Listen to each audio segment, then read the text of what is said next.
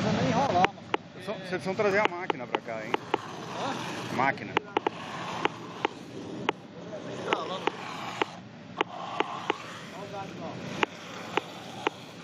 Viu, hein? É.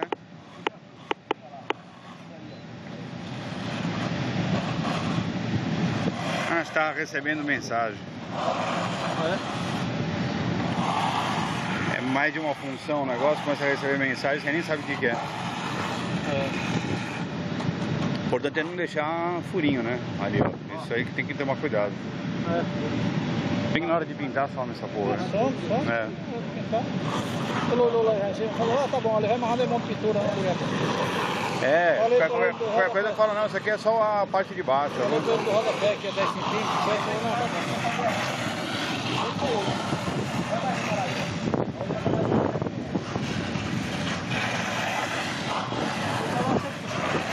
na sala lá, você procura pro Leandro, procura pro César aí, que ele tá lá. Ele mandou o você, não tá. O